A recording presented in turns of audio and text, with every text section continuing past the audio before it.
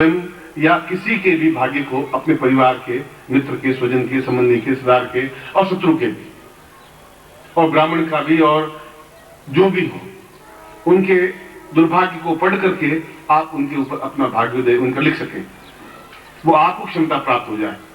तो मैं चाहता हूं कि प्रत्येक ज्ञान आपको प्राप्त हो जाए, धीरे धीरे आप खुद उस जगह पहुंच जाएं जहां गुरु खड़े हों। ये स्थिति मेरी कहने की थी।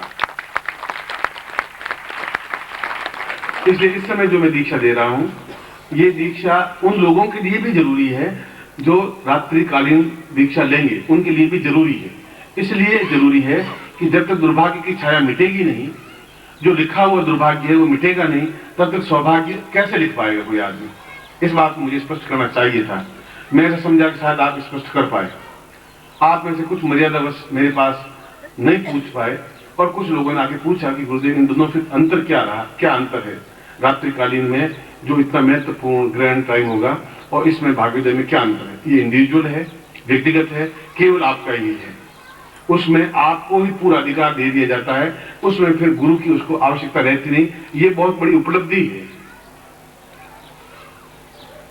प्रज्ञानंद जी ने, आपने पिछले कुंभ सन 77 में, उन्होंने केवल 10 फुट की कोठरी में इलाहाबाद में, कुंभ आप में से कई साक्षी होंगे, केवल 10 फुट बाई 5 फुट की कोठरी में बैठे और कम से कम 3 लाख लोगों को भोजन करवा दिया। ये सारे कुंभ वालों ने देखा, अखबारों में छपा। बाहर लड्डू की अवस्था होती, लड्डू का थाल बाहर पहुंच जाता, खीर की अवस्था, खीर पूरी की अवस्था। एक 10 बाई 5 के कमरे में इतनी चीजें बात कैसे पहुंचती। उनको खुद को वह ज्ञान प्राप्त हो गया था जिसके माध्यम से वे पकवानों को प्राप्त कर सके और प्रदान कर सके। वह ऊंची बाजार से ला करके दे देना बहुत दूसरी चीज हो गई। और उसके साथ फिर यह कि हमारे आने वाले दुर्भाग्य की स्याही को गुरुदेव मेट सके। दुर्भाग्य तो लिखा हुआ है ही, ये तो मैंने आपको इस श्लोक के माध्यम से समझाया कि देवताओं के भाग्य में भी विधाता जैसा क्रूर कुछ है ही नहीं। वह केवल क्रूरता ही लिख पाती है। राक्षस केवल राक्षस से लिखवाता है। विदाई का मतलब यम, मृत्यु। इसलिए यह उन साधकों के लिए भी जो रात्रिकालीन वो साधना देंगे, उनके लिए भी यह आवश्यक है कि वे इस जीवन के दुर्भाग्य को पहले मिटा दें, और फिर मैं उनको सौभाग्य दूं, और फिर उनको ये अधिकार भी दूं कि दूसरी बार उनको मेरे पास नहीं आना पड़े, या किसी गुरु के पास नहीं आना पड़े। कोई ऐसा भूला भटका गुरु भी हो तो उसके भाग्य को भी वो ठीक कर सके। शिष्य को तो करे ही, उनके भाग्य को भी ठीक कर सके। तो वो भी भिक्षा मांगने वाले गुरु होंगे, वे भी अभाव में जीवन जीने वाले गुरु होंगे। वो भी आपके संबंधी होंगे, रिश्तेदार होंगे, आपके बहन होगी, आपकी घरवाली होगी, आपके अड़ोसी होंगे, आपके पड़ोसी होंगे। आखिर आप किस तरीके से एहसास करवाएंगे कि आप कुछ हैं, ऐसा एहसास कैसे करवाएंगे। सूर्य में गर्मी नहीं होगी तो सूर्य कैसे एहसास करवाएगा मुझ में ताकत है, मुझ में गर्मी प्रदान करने की क्षमता है।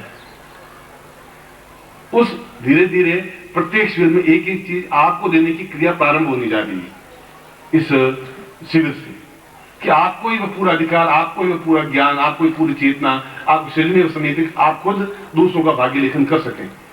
मगर उससे पहले आपको स्वच्छ वस्त्र पहनने आवश्यक है कि आपके भाग्य में जो भी दुर्भाग्य लिखा हुआ है, और वह लिखा हुआ है ही आपके टेस्ट के लिए। मेरा टेस्ट तो आप क्या लेंगे, मगर आपके आज से लगा करके जीवन अंतिम से तक मुझे ज्ञात है क्या क्या घटना घटने वाली है, उसमें कुछ अंतर आ ही नहीं सकता। उनको दूर करने की क्रिया ये भाग्योदय है। और ये भाग्योदय तब है जब उस क्रूर छाया को पहले मिटाई जाए, और मिटा करके फिर भाग्योदय लेखन किया जाए। तो दुर्भाग्य की छाया मिटी, तब रात्रि को आप भाग्योदय लिखा गया, आपको अधिकार भी दिया गया कि आप अपने जीवन में और किसी से और कोई मंत्र या ज्ञान या चेतना या प्रज्ञा या अंदर ज्योति या ताप आपको फिर लेने की जरूरत नहीं, किसी गुरु के पास भटकने की जरूरत नहीं। इस कार्य के लिए आप स्वयं समर्थ हो सके, एक तरह से आप विधाता बन सके। इसलिए शास्त्र में कहा गया है कि भगवान स्वयं विधाता है, और उससे भी ज्यादा ऊंचा मनुष्य विधाता है यदि वह गुरु का संसर्ग और घर्षण प्रारंभ करता है, गुरु के शरीर से अपने आप को रगड़ता है। बबूल के पेड़ को अगर चंदन से रगड़ें और 20 बार रगड़ें तो वह बबूल का पेड़ भी अपने आप में सुगंध देने लग जाता है। वह एक घर्षण क्रिया है, वह आपको प्रदान करने की क्रिया है। ये मूलभूत अंतर है। इसलिए शाम को भी अगर आप लेंगे तब भी ये स्थिति तो शाम को भी आपको करनी ही पड़ेगी। ये शाम सुबह मुझे और थोड़ा सा ज्यादा स्पष्ट करना चाहिए था, शायद मैं ज्यादा स्पष्ट नहीं कर पाया, या मैं समझा कि आप समझ गए पूरी बात को, ऐसी बात होगी। मगर कोई बात बीती नहीं, न ग्रहण बीता है, न गुरु परिवर्तित हुए हैं, न शिष्य परिवर्तित हुए हैं, न स्थान परिवर्तित हुआ है। शाम को मैं अगर कोई बात समझाऊंगा भी थोड़ा और विस्तार से समझा दूंगा, क्योंकि जब परिपक्व शिष्य हो जाता है तो संकेत ही बहुत होता है। एक कालिदास के समय में एक माँ रोती हुई, दो वाराणसी से बनारस से शिक्षा ग्रहण करके घर आए। एक बड़ा तेजस्वी व्यक्ति भाई था, एक थोड़ा मंदबुद्धि था। एक भाई ने कहा ये तेजस्वी है, गांव में जाकर के बहुत अधिक योग्य, इसका नाम हो जाएगा, मेरा नाम नहीं होगा, और ये प्रतिस्पर्धा तो है ही भाइयों के बीच में, ये करोड़पति तो मैं और करोड़पति बनूं, इसको डाउन करूं। उन्होंने एक भाई का गला काट दिया उस भाई ने, मगर मरते समय उसने हाथ की जो खून था उस खून से कागज पर 4 अक्षर लिखे अप्रसिख, बस, और समाप्त हो गया। ज्यादा लिखने की ताकत रही नहीं, क्यों गला तो कट गया। वो माँ के हाथ में पड़ा कागज, भाई ने कहा वो तो बनारस पढ़ रहा है, आया ही नहीं, बस ये लेटर लिखा है। क्योंकि उस मंदबुद्धि भाई को मालूम नहीं था कि अक्षर का अर्थ क्या है। माँ ने पढ़ा तो माँ की उसमें नहीं है, अप्रसिख क्या मतलब।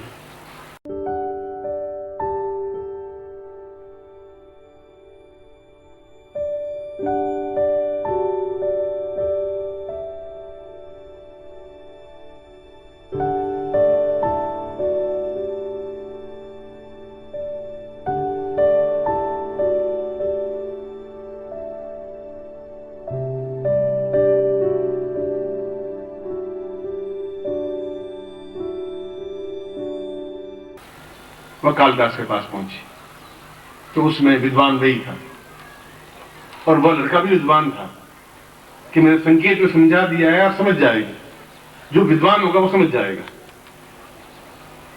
तो कालिदास ने कहा कि अनेन तव पुत्रस्य प्रसुप्तस्य वनांतरे शिखामादाय हस्तेन खड्गेन निर्कुंततः। अनेन तव पुत्रस्य, हे मां तेरा बेटा प्रसुप्तस्य वनांतरे, अप्र जंगल में सो रहा था, शिखामादाय हस्तेन, इस मेरे भाई ने मेरी चोटी जोर से पकड़ करके खड्गेन निर्कुंततः, खड्ग से मेरा गला काट लिया। और बिल्कुल 4 लाइनों में पूरी बात मृत्यु की लिख करके दे दी संक्षिप्त में, पर कालिदास जैसा विद्वान समझ पाया। बाकी पंडित तो बहुत थे गांव में आसपास में, तो मैंने समझा आप विद्वान हैं, मैंने कहा आप समझ गए होंगे, इसलिए अप्रसिख ही लिखा। अगर मैंने लिखा तो ऐसा ही लिखा। पूज्य गुरुदेव की जय, पूज्य गुरुदेव की जय। थोड़ा आपको और 1-2 क्लास और पढ़ाना पड़ेगा शाम तक, जिससे कि आप, मैं जब बोलता हूं तो मेरे होठ बोलते हैं, मेरी आंखें बोलती हैं, मेरा हाथ बोलता है, और मेरा सारा शरीर बोलता है, रोम रोम बोलता है। इसलिए कोई बात नहीं, फिर आप इस बात को अच्छी तरह से समझ लिया होगा।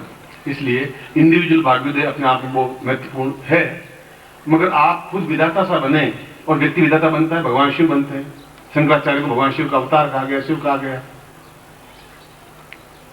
इसलिए जो आप में खुद में रोशनी पैदा करने की क्षमता, चार्जर आप खुद बन जाएं, ये मेरा उद्देश्य था, ये मेरा लक्ष्य था, और ये मेरा लक्ष्य है। और प्रत्येक शिविर में एक साधना ऐसी रखूंगा कि कोई चीज आपको ही प्रदान कर दूं जिसे आप आगे दे सकें। ऐसी 15-20 साधनाएं जब आपके पास इकट्ठी होंगी, तब आप एक समर्थ व्यक्तित्व बन सकेंगे। तब अगले 2 साल में आप उस जगह पहुंच पाएंगे जहां मैं खड़ा हूं, उसके 2, 4, 10, 20 सीढ़ी पर वहां पहुंच पाएंगे। तब मैं गर्व से किसी योगी, किसी सन्यासी सामने आपको खड़ा कर पाऊंगा, उस जगह तैयार कर रहा हूं। पर पहले आपको बाकी को ठीक है। इसलिए इनको दीक्षा में तो दे रहा हूं, और आप इस बात को समझ लें कि पहले दुर्भाग्य आपके जीवन का दुर्भाग्य लिखा ही रहा, तो उस स्लेट पर मैं लिखूंगा भी क्या?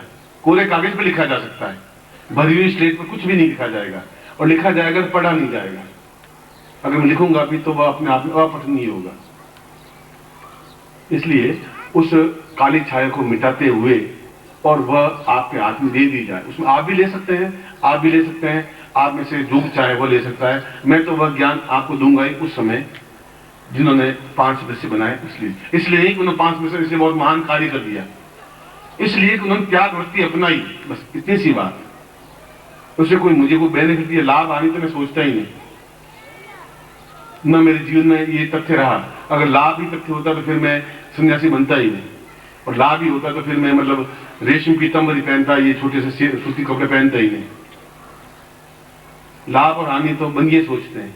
मैं अपने जीवन में ब्राह्मण पुत्र हूं, मैं अपने जीवन में लाभ और हानि का चिंतन किया ही नहीं। जाकर जाना मेरी हानि क्या हो सकती है? मृत्यु हो सकती है, उसकी चिंता मुझे है नहीं। और लाभ क्या हो सकता है? मैं 2 साल और जिंदा रह जाऊंगा, और क्या, खाना वही मिलेगा, कपड़े वही मिलेंगे। लाभ हानि की मैं चिंता नहीं करता। कोई उद्देश्य से मुझे गुरु ने यहां भेजा है, और वो क्षण आ गया है कि मैं अब आपके हाथ में चीजें देता रहूं, तब आप तैयार होते रहे। अब वो और आज से पहले आपके हाथ में वो ताकत दूं, तलवार पकड़ सके आप। तलवार आपके हाथ में, तलवार खुद ही 15 किलो की होती है, आप हाथ से छूट जाए, शत्रु का गला क्या काटेंगे? पहले आपकी भाग्य का तो निर्माण में करूं, फिर उसके बाद आपके वो शक्ति आपको हाथ में दे दूं। यह मैंने सुबह स्पष्टीकरण करना शायद मुझसे रह गया हो, शायद आप समझने में रह गया हो, अपरस सीखने वाला खेल हो गया हो। इसलिए अभी भी कोई ऐसी विलंब नहीं है। आपके मन में जो शंकाएं, जो 4-5 लोगों की शंकाएं थी, वो 40-50 लोगों की शंकाएं हो सकती हैं। और गुरु की ड्यूटी, कर्तव्य, धर्म यह है कि उनका शंकाओं का निराकरण करें, समझा दे कि दिन है, इस समय 2 बजे 2:30 बजे, बस खत्म। अब उसके बाद में वो शाम की रात समझे, सुबह का 2 बजे समझे, वो उसके बाद की मर्जी। मगर आपके रात्रिकालीन उस प्रयोग में भी उस दुर्भाग्य को मिटा करके भाग्योदय करते हुए वो शक्ति फिर आपको देनी है। वो चीज एक एक्स्ट्रा बन गई, जो कि हजार साधनाओं से उच्च कोटि की बन गई। वह चीज एक अलग बन गई। इसलिए उस समय भी यह क्रिया आपको उस समय भी करनी पड़ेगी। और यदि कोई नई कंफ्यूज में रहा, अभी भी पंक्ति में आके खड़ा हो सकता है, मैं वो दीक्षा दूंगा। इसलिए अभी भी कोई बहुत विलंब नहीं हुआ है आपके बीच में। अब आप खड़े हो जाए, मैं आपको दीक्षा बताऊंगा।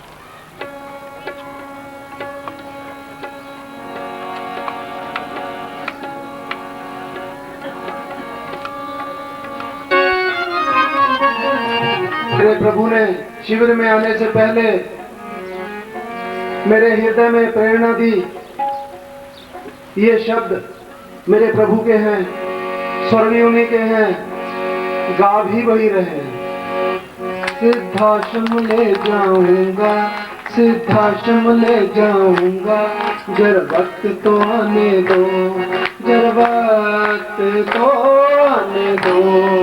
सिद्धाश्रम ले जाऊंगा, सिद्धाश्रम ले जाऊंगा, जरा वक्त तो आने दो, जरा वक्त तो आने दो। सिद्धाश्रम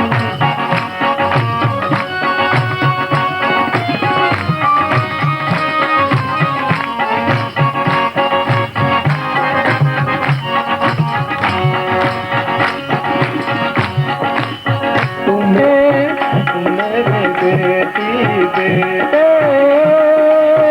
मुझको जान के प्यारे, तुम मेरे दिल की धड़कन, तुम मेरी आँखों के तारे, तुम मेरे दिल की धड़कन, तुम मेरी आँखों के तारे।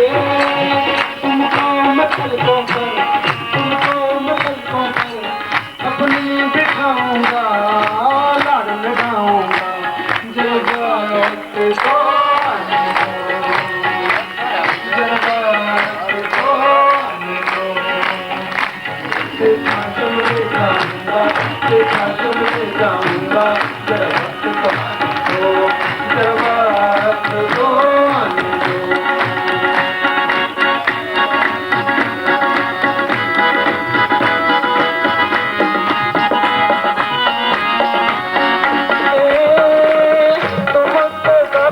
पुकारे योगा जीव की लहरें, कब से तुमको पुकारे, सच्चिदानंद गुरु जी तुम्हारी राह निहारे, सच्चिदानंद गुरु जी तुम्हारी राह निहारे। तुमको मैं उनको दिखाऊंगा,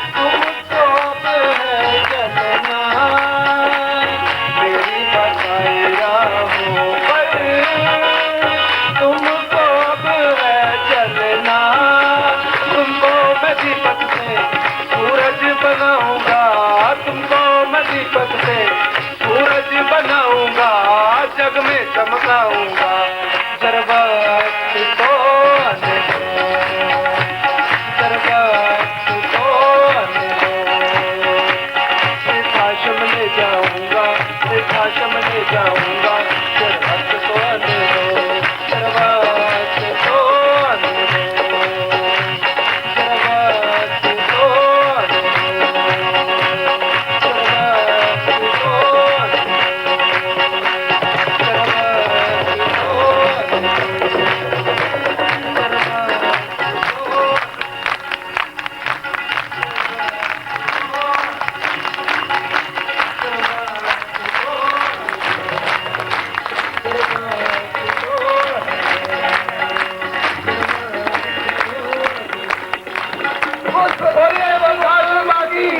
सिद्धाश्रमवासी निखिलेश आनंद जी की